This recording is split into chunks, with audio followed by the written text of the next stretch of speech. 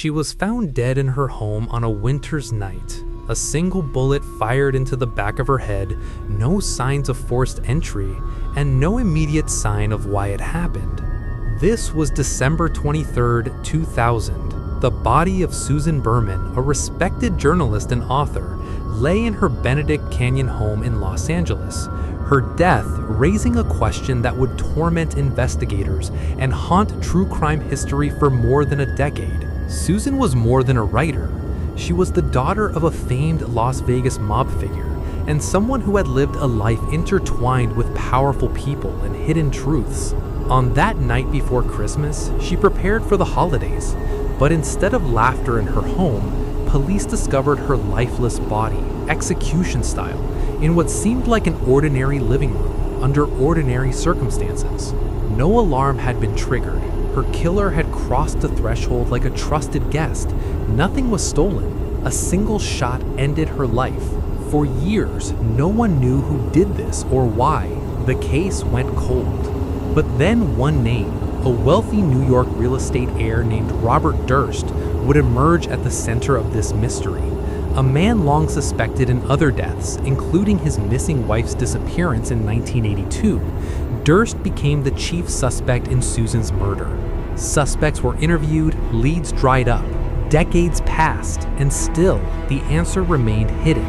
Until a turning point so startling, it would bring a shocking confession into the light and change everything we thought we knew about this case. Stay with us as we unravel the murder of Susan Berman, unraveling the mystery behind Robert Durst's dark past. A story of friendship, betrayal, and justice long delayed.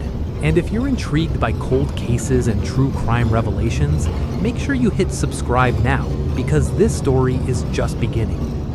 Susan Ellen Berman's life began amidst contrasts, the glitz of Las Vegas and the shadows of organized crime.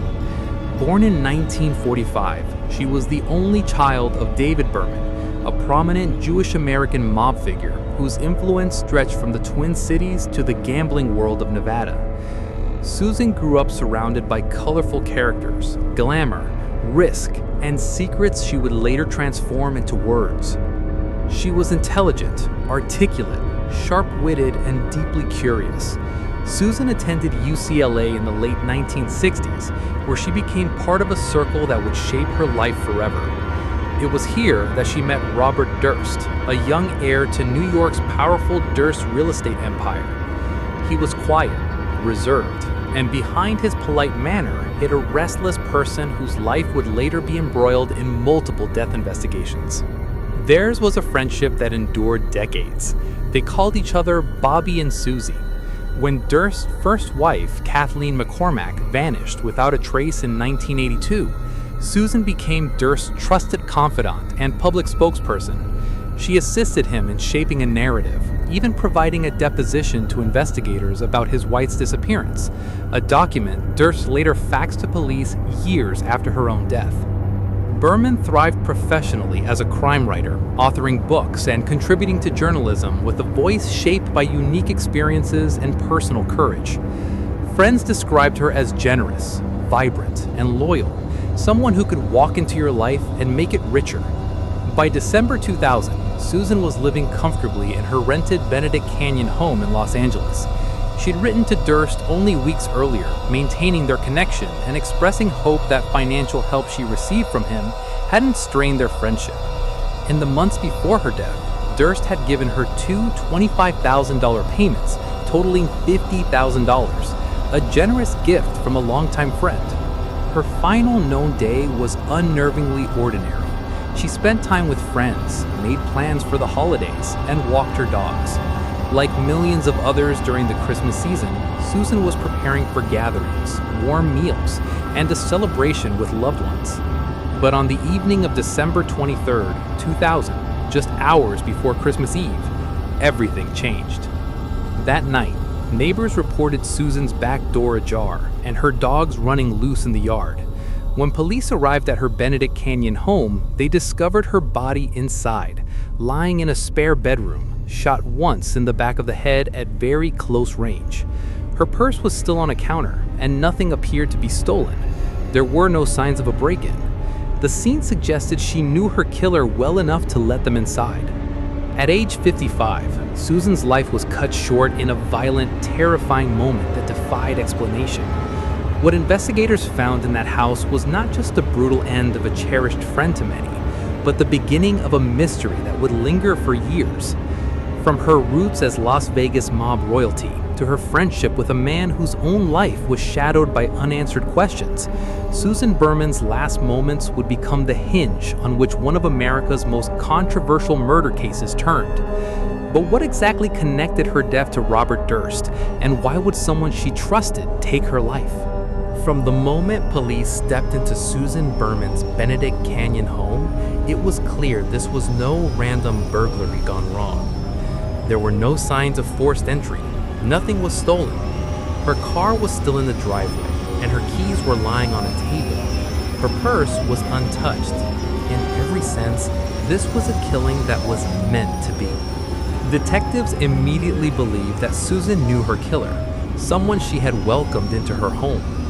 Yet, even with that grim clarity, the investigation ahead would be slow, frustrating, and marked by tantalizing threads that led nowhere. At least, not at first. When the Los Angeles Police Department launched its inquiry on December 24, 2000, detectives combed Berman's home for anything that might explain who took her life and why. They cataloged fingerprints, interviewed neighbors who reported seeing her back door open with her dogs running loose, and tried to reconstruct the hours before her death. But the clues were frustratingly sparse. The detective said, "We had to treat this as someone she trusted. It was simply impossible to look at the scene and think it was random. But beyond that, we had nothing definitive. No eyewitnesses, no murder weapon, no clear motive." With no murder weapon and no DNA evidence tying anyone directly to the scene, the investigation was a tangle of possibilities. Detectives sifted through Susan's personal life, phone records, and recent contacts, trying to find anything that could hint at why someone would silence her just before Christmas. Early on, investigators looked into every angle they could, from possible romantic entanglements to money disputes, but nothing seemed to add up. Friends and neighbors were openly bewildered. A community member said, "We'd see her walking her dog, smiling. Nobody could imagine someone doing this to her." Berman's family and friends were shattered. The holiday season only compounded their grief, turning an annual time of celebration into an annual reminder of unanswered questions and mounting frustration. At first, detectives pursued the familiar leads: old friends, acquaintances who had been in her life recently, people she'd interacted socially. They even explored the possibility of mob ties because of her father's history in Las Vegas organized crime. But in time, those lines of inquiry faded, producing no arrests, no suspects, and no charges.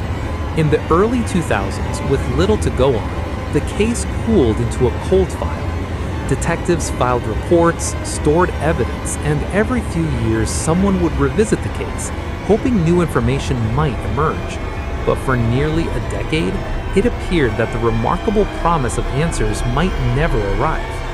One of the most enduring questions was this: why would someone kill Susan only days after authorities reopened an investigation into the disappearance of a woman who had vanished 18 years earlier?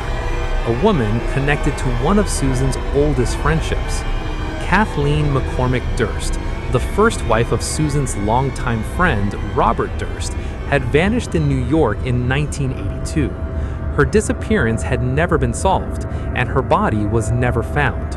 Susan had been involved in helping Durst present an alibi in the early days of that investigation, and though many suspected foul play, no charges were ever brought. That link, though known early by detectives, was just speculation without proof. And then there was the anonymous cadaver letter. A few days after Berman's body was found, police received a typewritten letter mailed from New York and postmarked December 23rd, containing only Susan's address and the single word cadaver in block letters.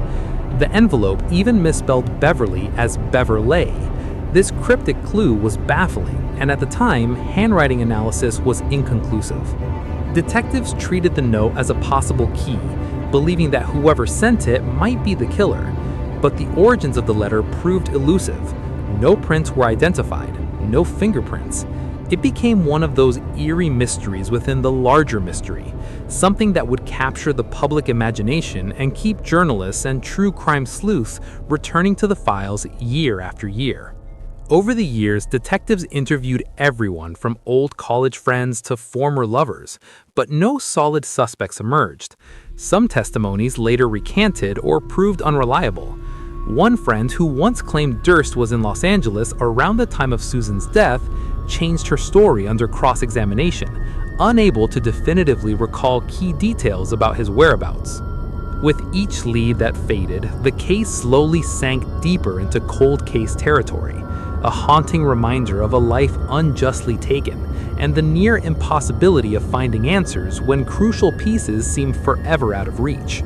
But even in the absence of clear clues, one thread remained unbroken: the connection between Susan and Robert Durst. It was a thread that detectives could not forget, a friendship that lasted decades, embedded in old university memories and shared history, and one that would later become central to unraveling this case in ways no one could anticipate. For nearly a decade after the murder of Susan Berman, the investigation languished. Detectives retired or moved on to other cases. Leads that once felt promising faded into memory. Technology steadily improved, but the physical evidence gathered in 2000 remained limited and frustratingly unspecific. In the early 2000s, detectives attempted every avenue they could think of. They combed through phone records, timelines, potential motives, and every social connection Susan ever maintained. But with no murder weapon recovered, no forensic breakthrough, and no eyewitness placing anyone at her home that night, the investigation slowly cooled. At the time, DNA analysis was advancing, but far from the powerful tool it would become in later years. As one forensic expert later explained in a cold case review, DNA was promising, but it wasn't the tool it is today. Many cases from that era hit walls simply because investigators could not analyze what future breakthroughs would unlock. Back then, we were hopeful with DNA, but it was still early. A lot of evidence that could be conclusive now was unusable then. Susan's case quietly joined the Los Angeles Police Department's cold case files, one of thousands of unresolved homicides still waiting for fresh evidence or a lucky break. For families, cold case status was a cruel limbo. The case wasn't closed, but it wasn't moving either. In every subsequent year, there were moments that reignited hope, shifts in technology, new investigative techniques, and emerging interest from journalists and authors. But through the early 2000s and well into the next decade, investigators still lacked the definitive link they needed to identify a suspect or even corroborate long-held suspicions. For Susan's family and friends, each passing year was another year without answers. The holidays, once marked with warmth, became anniversaries of loss. Friends shared memories in hushed tones. Her stepson's voice trembled when asked if answers would ever come. Meanwhile, outside the official LAPD files, journalists and true crime authors kept her story alive. Some examined her father's connections to organized crime in Las Vegas. Others revisited her long friendship with Robert Durst, the man who had been one of the last people to speak with her before her death. This period saw a variety of theories floated in print and on discussion boards. Some suggested a mob-related hit because of her father's legacy and the execution style of the murder. Others speculated about personal disputes or old grudges, but none of these threads ever produced the tangible evidence needed to identify a suspect. Even law enforcement admitted the case lacked the scientific breakthroughs that would later transform cold cases. Without a matchable DNA profile or a reliable trace of physical evidence, the LAPD essentially had to wait for new technology, for new testimony, or for someone to come forward with the truth that had been buried. Preserving evidence from cold cases is crucial. You never know when the tools will finally exist to make sense of data that once seemed meaningless. The passing years did little to dampen public fascination. especially as Susan's story intersected with one of the most intriguing figures in American crime, Robert Durst. As his own life became the subject of films and books, so too did speculation about his involvement in her death.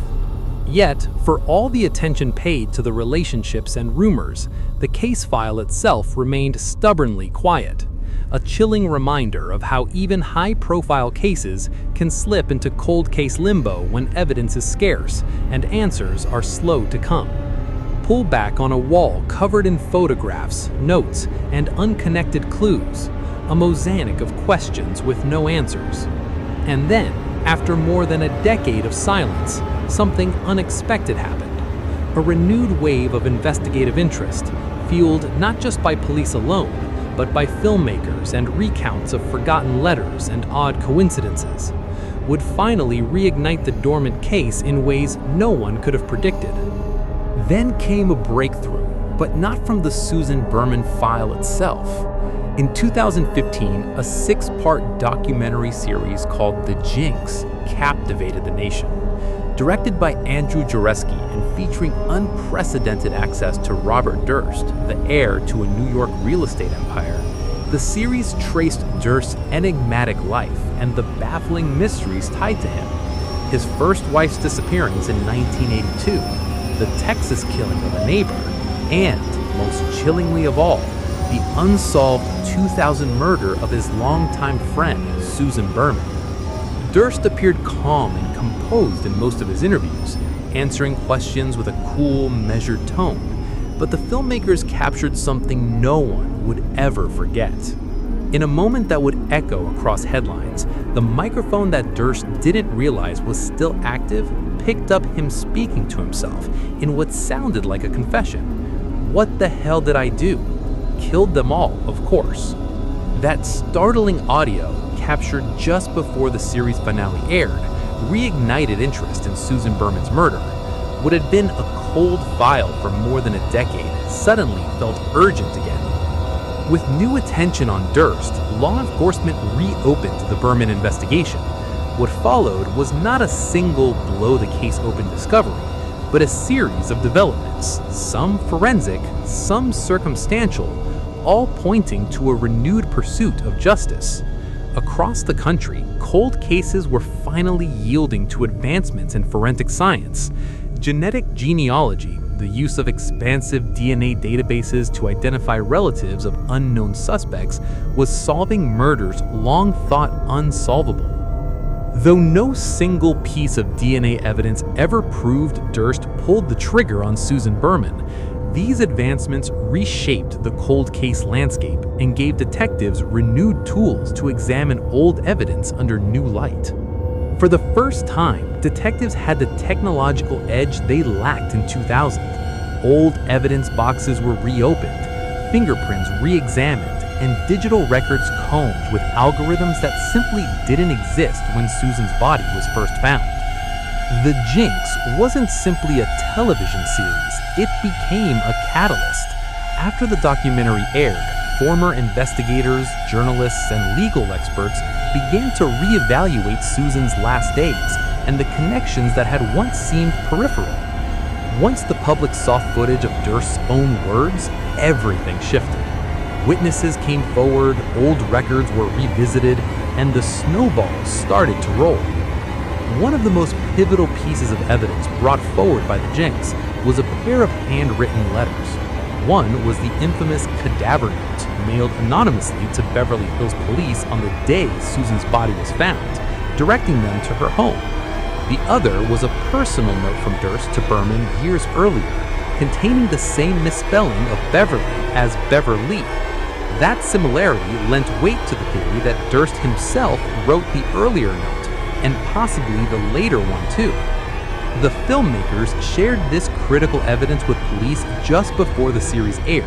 Within 24 hours, authorities had enough to secure an arrest warrant and move to take Robert Durst into custody. On March 14, 2015, just one day before the final episode of The Jinx was scheduled to air, the FBI arrested Robert Durst in New Orleans on a first-degree murder warrant in connection with Susan Berman's death. Durst was found with falsified identification, cash, and other items that raised further questions about his intent and state of mind. He waived extradition and was flown to Los Angeles to face prosecution. Prosecutors built a case that did not hinge solely on one piece of physical evidence, but a web of circumstantial connections. Durst's long-standing relationship with Susan, his history of evasion and deception, the cadaver note, and his own unsettling statement captured on film. The renewed scrutiny didn't just link Durst to Susan's murder, it also reframed his entire life story. From the disappearance of his wife, Kathleen McCormick, in 1982, to the murder of his neighbor in Galveston, each thread wove into a larger picture of a man repeatedly suspected of violence and secrecy. While the evidence was largely circumstantial, the accumulation was powerful enough, and for the first time in more than a decade, justice felt within reach. In 2021, after decades of uncertainty and unanswered questions, Robert Durst finally stood trial for the murder of Susan Berman.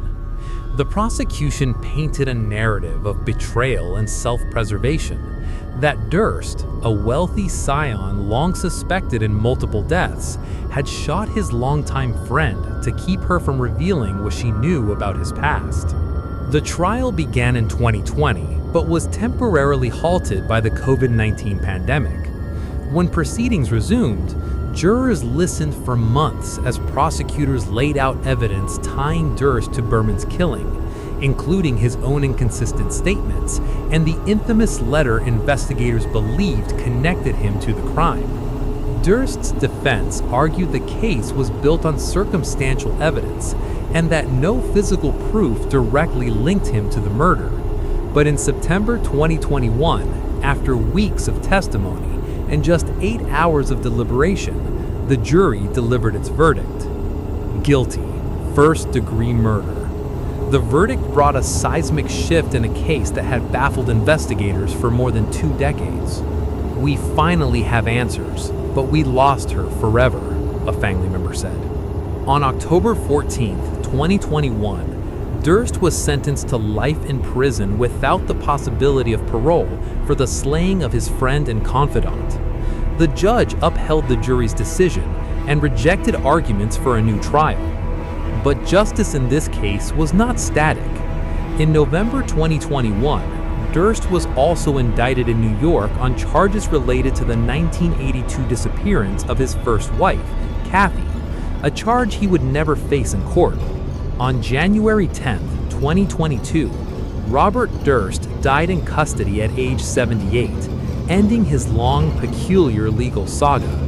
The man who spent decades eluding accountability would never see another sunrise, and though some legal technicalities surrounding his conviction were vacated by his death, the sense of closure for many came with the courtroom's final verdict. 40 years after Kathy McCormick Durst vanished without a trace, and more than 2 decades after her friend Susan Berman was killed in a quiet Los Angeles Canyon home, justice, however delayed, was finally served. In the long arc of this case, time did not bury the truth.